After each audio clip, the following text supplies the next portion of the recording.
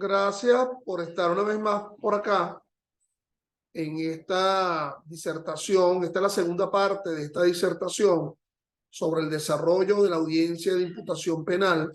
Quien les habla es el profesor Ángel Serpa Aponte, y esta sesión de hoy está dirigida fundamentalmente a mis alumnos de la Universidad Central de Venezuela en la asignatura práctica de Derecho Penal, práctica 3, y al público en general. Y clases estas, pues, que se encuentran en mi canal YouTube, Ángel Serpa Ponte, a los efectos de quien quiera encontrar o conocer mi criterio sobre aspectos vinculados al derecho penal, al derecho procesal penal, más allá de la simple consideración, digamos, académica, evaluativa del asunto. Hoy, 2 de diciembre de 2022. Bueno, en la sesión anterior estábamos dando un análisis de la ubicación del concepto de imputación en el proceso penal venezolano a partir de una referencia normativa. Y esta referencia normativa no podría ser otra más que el propio artículo 126 del COP. Ese 126, que lo analizamos en la sesión anterior, en su consideración, digamos, básica, el propio 126, y que ahora nos alude el llamado 126A. Hacíamos una disertación sobre que ese señalamiento por parte del fiscal del Ministerio Público, y como lo señala la propia norma, ¿verdad?, que alude a que esa imputación consiste en un señalamiento de una probabilidad objetiva de responsabilidad, que no debe ser entendido el objetivo como la invocación de la responsabilidad objetiva penal, que lo niega el propio artículo 61 del Código Penal, y que el objetivo alude a la idea que el sustento convictivo ha de estar presente, real, material, en las actas o en la propia audiencia de imputación. Obviamente que el concepto de probabilidad, para algunos quizás no fue una expresión un tanto feliz del asunto. Entonces, cuando ustedes escuchan de la noción de probabilidad, siempre aluden a una referencia estadística, una referencia matemática, ¿verdad? Se dice que la probabilidad es la porcentualización de una posibilidad. Es decir, esto utilizado un tanto en la ciencia matemática, en el ámbito del riesgo, por ejemplo, en el riesgo de ganar en un casino, en los juegos. Entonces, se dice que la probabilidad es la porcentualización de una posibilidad. Entonces, el concepto de posibilidad presente en el concepto de probabilidad. Entonces sería posiblemente, sería un responsable penalmente, pero esa posibilidad, si se expresa matemáticamente, ¿verdad?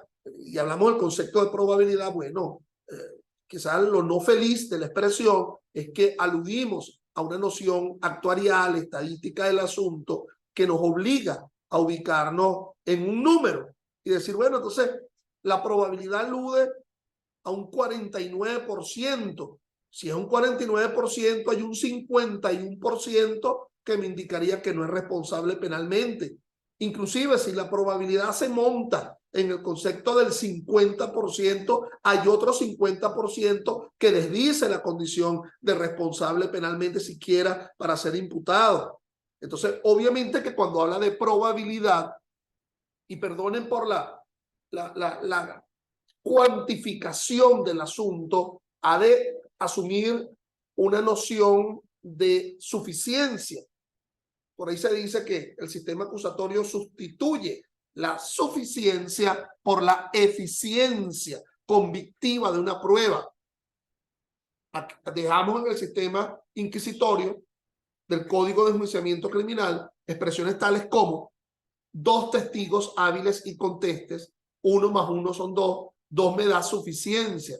Bueno, pero aquí parece que se vuelve a rescatar ese concepto, ¿ok? Cuando se habla de probabilidad, si de los elementos que me estás presentando, mayoritariamente esos elementos, hay una alta probabilidad, hay una porcentualización de que esos elementos se indiquen por lo menos a alguien en la comisión de un delito, ¿ok? Entonces, ese concepto de probabilidad, estando allí presente, alude a una noción de suficiencia. Y la otra expresión que alude a la norma es la expresión de responsabilidad. Volvamos al 126, probabilidad objetiva de responsabilidad. Entonces, bueno, esa responsabilidad penal no puede ser abstraída de la famosa escalera que yo siempre abordo para ir de una planta baja a un primer piso. Esa primera escalera sería la escalera de la tipicidad. Luego la segunda escalera sería la de la culpabilidad. El tercer peldaño sería el de la antijuridicidad. Y el último sería el peldaño de la punibilidad. Entonces, o sea, la probabilidad objetiva de responsabilidad pasaría, en primer lugar, por el señalamiento de un hecho que sea típico, de la tipicidad del asunto. ¿Okay? Piense en cuerpo de ilicitud ortodoxa, código penal, o en un cuerpo de ilicitud colateral, ley contra el secuestro y la extorsión, ley contra el hurto y robo de vehículos, ley orgánica contra la delincuencia organizada y el financiamiento del terrorismo. Pero pasa también por la culpabilidad, el señalamiento de un dolo, el señalamiento de una culpa, si hay ese propósito o no, pero también pasa por el señalamiento de la antijuridicidad, porque si evidentemente estamos en presencia de una causa de justificación, ¿para qué vamos siquiera a imputar a los efectos de que se pruebe o no en el juicio? Bueno, cuando ya está a las claras la existencia de una causa de justificación, por ejemplo, la legítima defensa, el cumplimiento del deber, ejercicio de profesión o cargo, o un problema de defensa putativa. Ahora, si hay duda sobre la propia existencia de la causa de justificación, volvemos con el concepto de probabilidad. Hay un 49% que me hablaría de una legítima defensa, pero habría un 51% que me hablaría de un homicidio intencional o de una lesión intencional. De verdad, a muchos les parecerá esto un tanto inusual, abordar categorías matemáticas dentro de una imputación penal, pero ahí está el respaldo de la norma, cuando habla de un tema de probabilidad, esa adopción del concepto de probabilidad objetiva de responsabilidad en la invocación de la imputación formal. ¿Qué más? Probabilidad objetiva de responsabilidad en el fundamento de la imputación. Es decir, la probabilidad objetiva es el sustrato, es lo que debe basarse la imputación, con las excepciones previstas en la Constitución de la República y este código. Pero ¿por qué no decimos y con las excepciones que también puedan estar presentes en otro código, como el Código Penal? Por ejemplo, no vamos a imputar porque estamos ante una causa de justificación, y las causas de justificación ni están en el Código Penal ni están en el Código Orgánico Procesal Penal. Vamos que sí podríamos decir que la tipicidad sí lo está. La tipicidad lo está porque allí está el 49.6 de la Constitución. Nadie podrá ser sancionado sino sobre la base de un ilícito que esté descrito en previa pauta de ley. Pero la culpabilidad no lo está. Si queremos asumir la noción antigua de la culpabilidad, el nexo psíquico que se establece entre el autor y el hecho, y superado ese concepto de culpabilidad, invocando la noción de el carácter sancionable de esa conducta que se está realizando, y a pesar de eso lo realizo, entonces ello tampoco está presente en la propia Constitución ni en el Código Orgánico Procesal Penal. Vamos que en el Código está cuando se habla, cuando concurren las circunstancias, numeral 2 del artículo 300, para que el hecho no sea punible. Pero fíjate que en ese caso lo que concurre en las circunstancias es para el sobreseimiento, y para haber sobreseimiento previamente tuvo que haber una imputación. Entonces, el sobreseimiento como consecuencia de una imputación. Aquí lo que yo quiero es las excepciones que irresponsabilizan a alguien y que no están presentes en el COP ni en la Constitución porque están presentes en el Código Penal. Entonces, bueno, de alguna forma habría un arreglo en la cual tú indicaras, bueno, lo que pasa es que la propia Constitución, en el artículo 49.6, cuando dice nadie podrá ser responsable si no atendiendo una pauta de ley, no solamente atiende al concepto de la tipicidad específica, sino de la tipicidad en general. Yo diría que debió haber dicho con las excepciones establecidas en las leyes, en la Constitución y en las leyes. Debe haber sido la redacción. Pero es un problema de ley referenda. Entonces, ahora sí vamos a lo concreto, que sería la instrumentalidad de ese acto de imputación. Dice el Código 126A. Para la celebración del acto de imputación, el Ministerio Público deberá citar a la imputada o al imputado por escrito. Bueno, ¿cómo va a citar a un imputado si todavía no lo ha imputado? Debía haber utilizado la expresión en el código, deberá citar al imputable, ¿ok? Al imputable, porque todavía no lo está. O sea, dice, deberá citar a la imputada o imputado por escrito. Entonces ya fue imputado, ya lo fue previamente por alguien. Aquí ello abrazaría de alguna forma el concepto de la imputación material.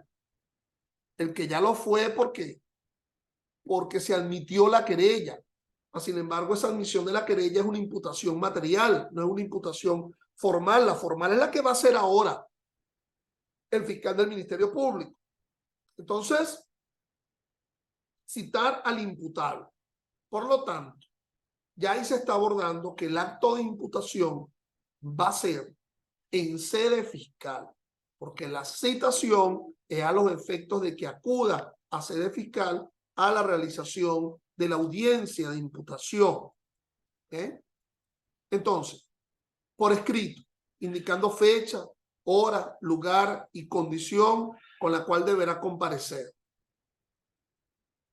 Entonces, y el emplazamiento a que acuda ante el tribunal en funciones de control de la jurisdicción correspondiente a los fines de la designación y juramentación del defensor que lo asistirá en el acto de imputación o en su defecto para que le sea designado un defensor público.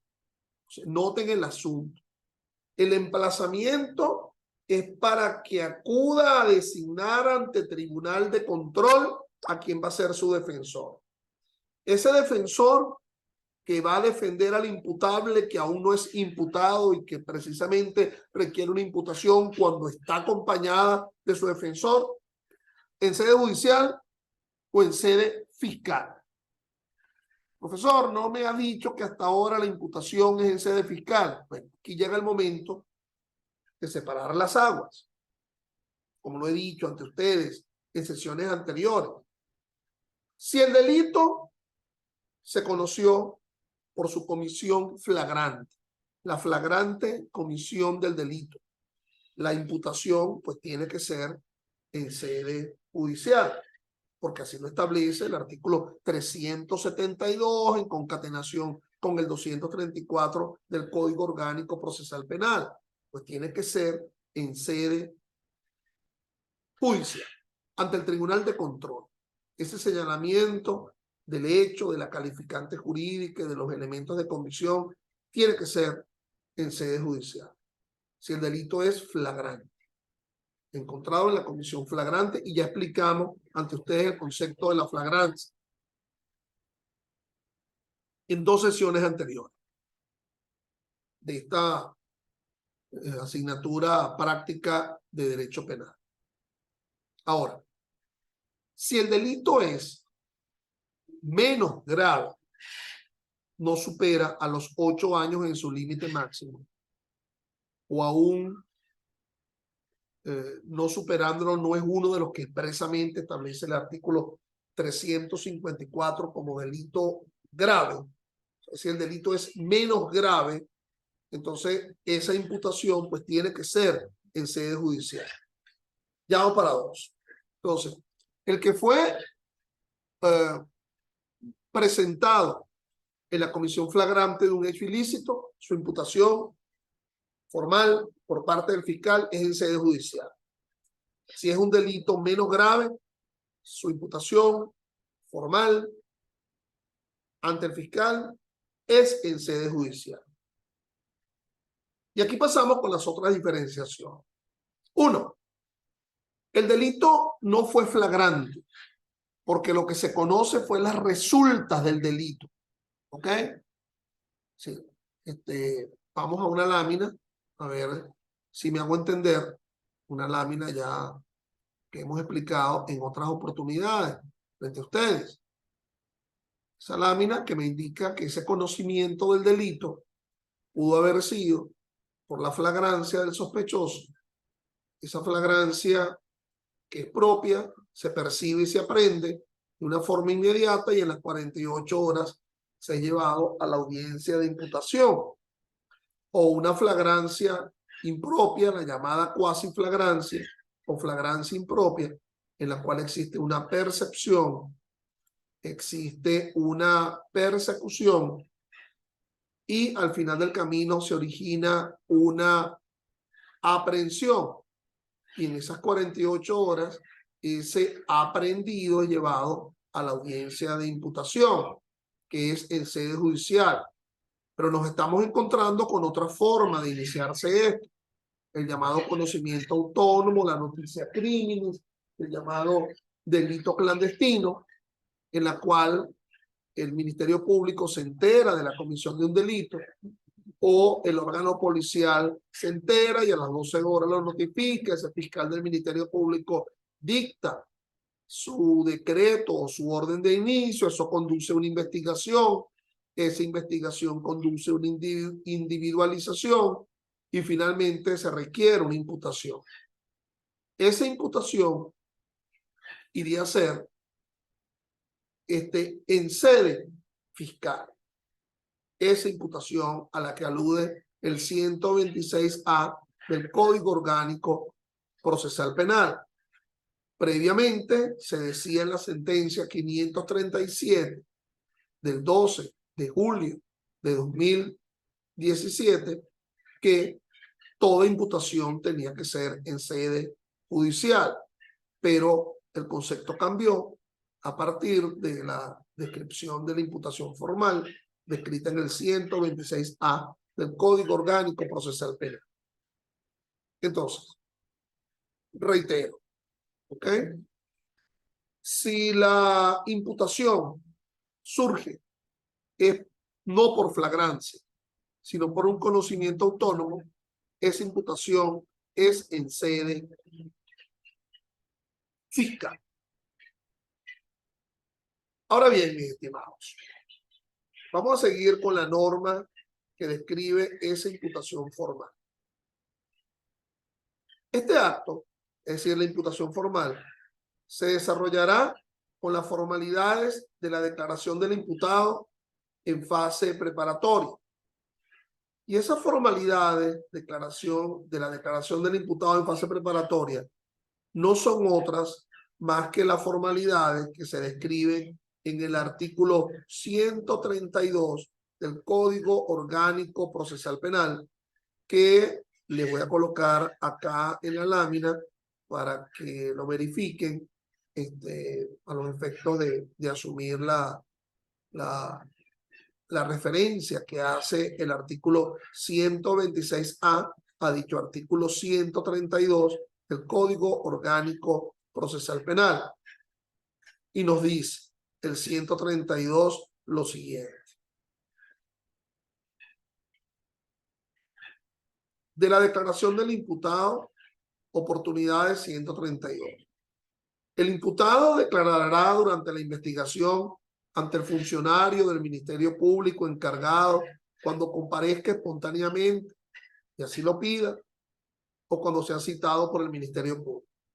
Eso de comparecer espontáneamente, recuerden que está vinculado a lo que habíamos explicado de la llamada imputación pública, que es cuando se te señala públicamente que has cometido algún delito y esa persona acude a los efectos a formalizar esa especie de denuncia a la inversa. Si el imputado ha sido aprehendido, se notificará inmediatamente al juez de control para que declare ante él o ella, a más tardar en el plazo de 12 horas a contar desde su aprehensión. Este plazo se prorrogará, por otro tanto, cuando el imputado o imputada lo solicite para nombrar defensor o defensora. Plazo este que se montaría a las 48 horas en el caso de la aprehensión flagrante, ¿ok? Porque así lo establece la propia Constitución y el propio artículo 372 del Código Orgánico Procesal Penal. Durante la etapa intermedia, el imputado declarará si lo solicite, la declaración será recibida en la audiencia preliminar por el juez o jueza, lo cual no es el caso que nos convoca, porque la audiencia de imputación es en fase preparatoria. En el juicio oral declarará en la oportunidad y forma prevista en este código, lo cual tampoco tiene que ver con el acto de imputación, porque mal podría haber el acto de imputación en sede judicial. El imputado tendrá derecho de abstenerse de declarar, como también a declarar cuantas veces quiera, siempre que su declaración sea pertinente y no aparezca solo como una medida dilatoria en el proceso. Entonces, la pertinencia está vinculado a referirse directa o indirectamente al hecho objeto del proceso. Cuando se visualiza una especie de dilación, bueno, cuando pretenda declarar sobre hechos que no tienen nada que ver con la causa, o cuando pretenda realizaciones de declaración en diferentes audiencias a los efectos de impedir la llamada igualdad de partes en cuanto a la igualdad de acceso a cada una de las partes durante el desarrollo de la audiencia. En todo caso, la declaración del imputado será nula si no lo hace en presencia de su defensor.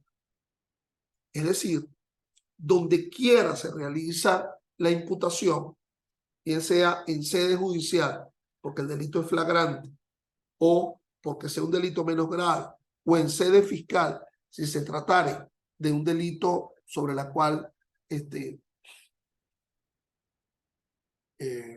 existe un conocimiento autónomo o se realizó una denuncia y una querella y luego formalmente hay que realizarla en sede fiscal, tiene que ser en presencia de defensor. Porque si no, ello conllevaría a las hipótesis de nulidad absoluta del acto procesal conforme lo prescribe el artículo 175 del Código Orgánico Procesal Penal.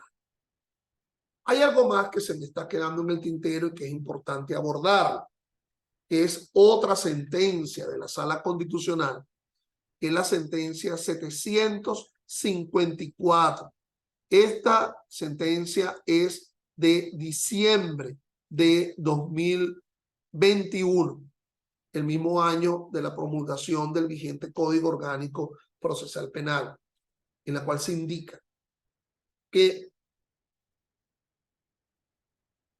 si el fiscal considera la necesidad de solicitarse una orden de aprehensión, que es regulada por el artículo 236 del Código Orgánico Procesal Penal, antes de solicitarle la orden de aprehensión al juez, a los fines de que esta persona comparezca y realice el acto de imputación, debe citarlo a sede fiscal. Cuando se verifique la citación efectiva, acuérdense que esa fiscalía, aunque tiene mensajero, generalmente las citaciones las realiza a través del órgano policial. Cuando se realiza la citación efectiva para que comparezca a la audiencia de imputación en sede fiscal y no lo hace, estamos en presencia de una circunstancia de contumacia, ¿verdad?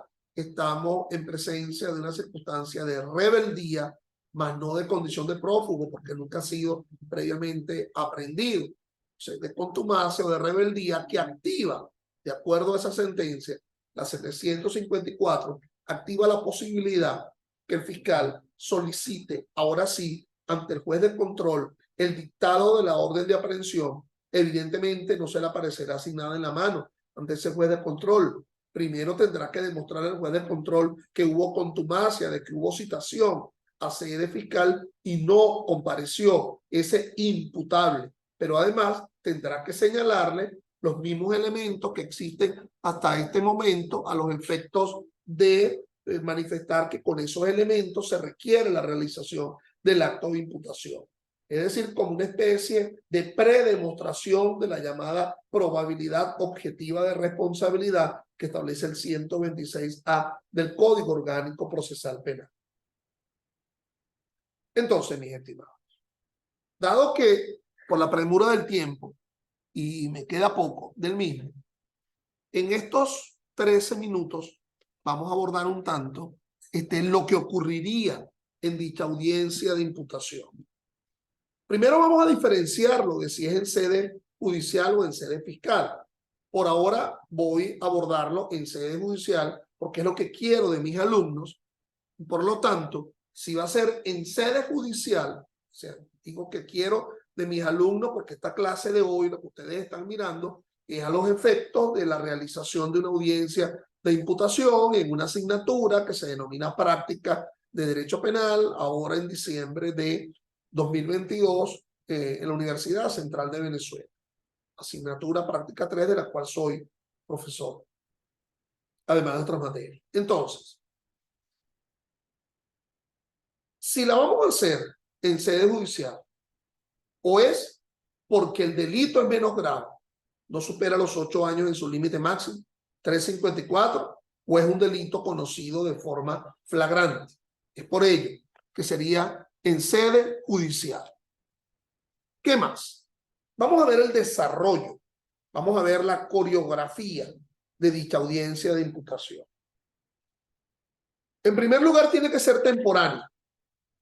No podría ser realizada sino a las 48 horas desde esa aprehensión inicial, conforme lo establece el 234 del Código Orgánico Procesal Penal. Si hubo violaciones a ello, es decir, es una presentación dilatada, extemporánea por dilación, y por lo tanto está el tema de la libertad. Esa persona estuvo privada de la libertad más allá del término que se permite.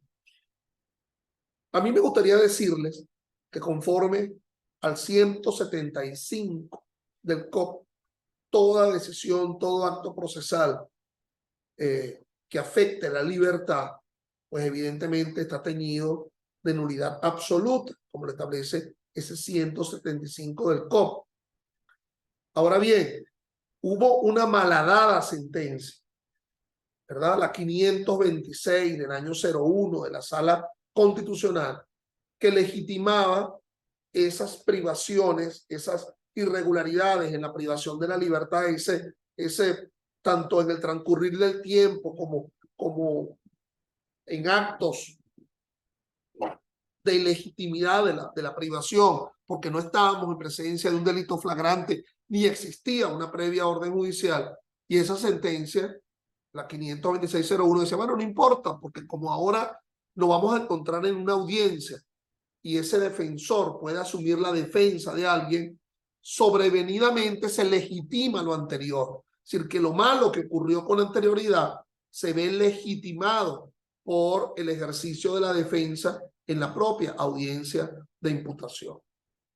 Entonces, ese es un criterio que creíamos echado al cesto de la basura y que de nuevo vuelve a ser puesto en el tapete por un nuevo fallo, ¿verdad?, de la Sala Constitucional.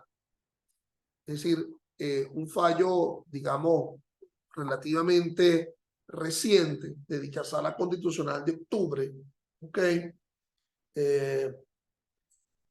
La sentencia de octubre se las voy a precisar acá, ¿ok? Para ubicarnos en fecha o inclusive vamos a irla leyendo.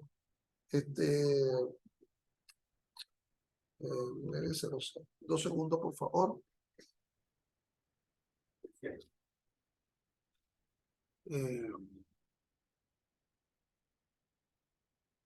bueno, ya la ubicaré en contexto a los efectos de colocársela a ustedes allí. ¿Ok? Pero lo que les quiero precisar es que es un tema de... ya va, 2 segundos, por favor. Estoy confundido aquí en algo. Esa sentencia precisa que esa oportunidad de defensa ulterior conduce a una especie de limpieza, como una especie de función nomofiláctica de lo que se había hecho, se había realizado con anterioridad. Bueno, eso es lo primero que tendría que objetar el defensor en dicha audiencia de imputación.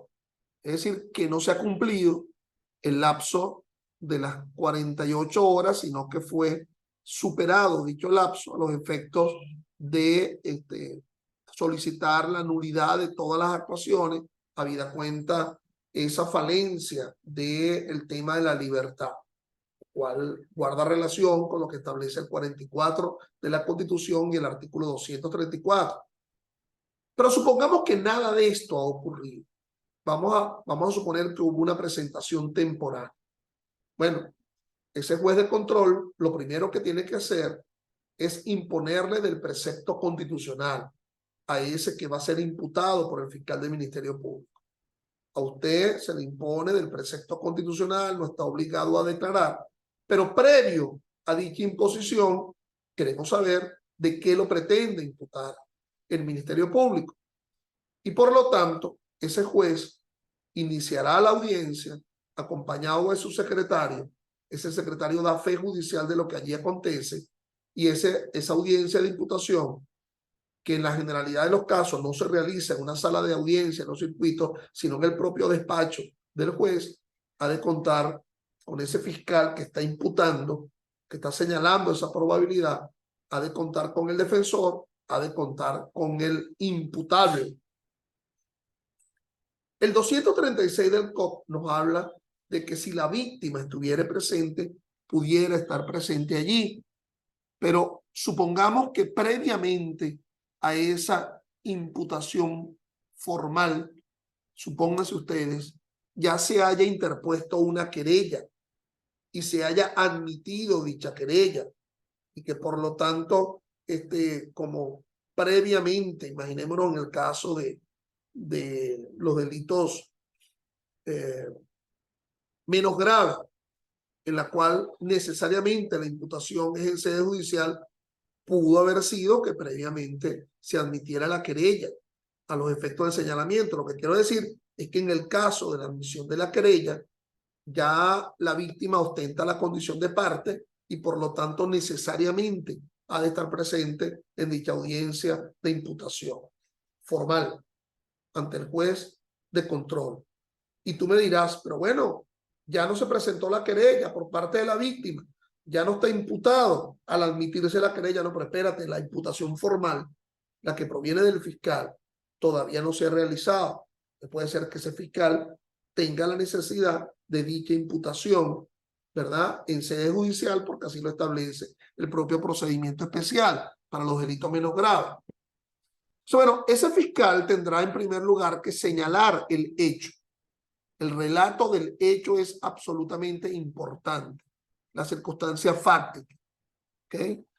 En la avenida Simón Planas de Santa Mónica, a las 8:30 de la noche, se encontraba comiendo en una arepera de la esquina de la avenida Simón Planas, se identifica el nombre de arepera El Arepazo, la ciudadana Rosa Marchita, siendo que su cartera se encontraba guindada en la parte de atrás de la silla de la arepera, cuando el ciudadano Heriberto Pérez, que aquí se presenta y que se desplazaba por la acera frente a la arepera, ingresó a la arepera, pidió un vaso de agua al mesonero, y cuando el mesonero le estaba trayendo el vaso de agua en un vaso plástico, el vaso con agua en vaso plástico, el ciudadano Pérez tomó la cartera que se encontraba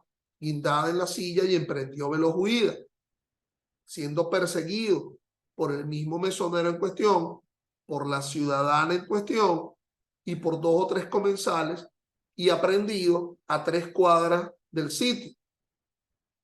Objeto pasivo del delito, encontrándosele la cartera en cuestión perteneciente a la ciudadana. Esas actuaciones, de inmediato se apersonaron policías de la Policía Nacional Bolivariana que realizaron un acta en la cual encontraron en la cartera la cédula de identidad de la persona que se indica como víctima. Le impusieron de los preceptos constitucionales de la persona al ciudadano Pérez y fue llevado a la Policía Nacional y presentado a las 48 horas ante esta audiencia. Ese es el hecho. ¿Okay? Entonces tendrá que calificarlo ese fiscal del Ministerio Público. Y ese fiscal del Ministerio Público indica que califica ese hecho bajo la modalidad de robo impropio en la modalidad de arrebatón, descrito en el artículo 456, última parte del Código Penal. A los efectos del señalamiento de dicha imputación, se encuentran y se consignan el acta policial de las entrevistas que en sede policial realizaron la dueña de la cartera y los comensales que se encontraban allí, 2 o 3 personas. Entonces, allí se está presentando, se está imputando el hecho, se está imputando la acreditación, la calificación jurídica y la intimación. De seguida, el juez tendrá que permitirle la palabra a ese que se va a imputar. Él podrá acogerse al precepto constitucional, el juez tiene que ser bien explicativo y se permitirá, declarando o no, el ejercicio del derecho a la defensa. Y ese defensor tendrá que alegar las circunstancias que consideren meritorias a los efectos de irresponsabilizar penalmente. Ese fiscal, cuando inicialmente hizo la imputación, tendrá que hacer varios pedimentos. 1, que se acepte la imputación por la calificación jurídica. 2, que se dicten las medidas de coerción que él mismo solicita. Dirá que como es un delito menos grave, que no supera los 8 años, solicitará la medida cautelar de presentación periódica, ¿verdad?, descrita en el artículo 242 del Código Orgánico, y tendrá que manifestar a qué tipo de procedimiento se acoge. Si al procedimiento abreviado por haber sido el delito flagrante, o ese fiscal indica que se acoge al procedimiento ordinario, porque no califica el procedimiento como flagrancia, porque él dice que considera seguir investigando. Entonces el juez tendrá que hacer los 3 planteamientos, las 3 decisiones. 1, frente a la imputación, si la considera adecuada. 2, frente al dictado de la medida de coerción personal, cautelar en este caso por tratarse de un delito menos grave. Y 3, sobre el procedimiento ordinario. O, porque eso fue lo que solicitó el fiscal, se adopta el procedimiento ordinario. Eso se plasma en un acta que con posterioridad ha de seguirla el auto cautelar. Si se dicta la medida cautelar, ese auto tiene que estar motivado conforme a las pautas del artículo 242 encabezado del Código Orgánico Procesal Penal. Gracias.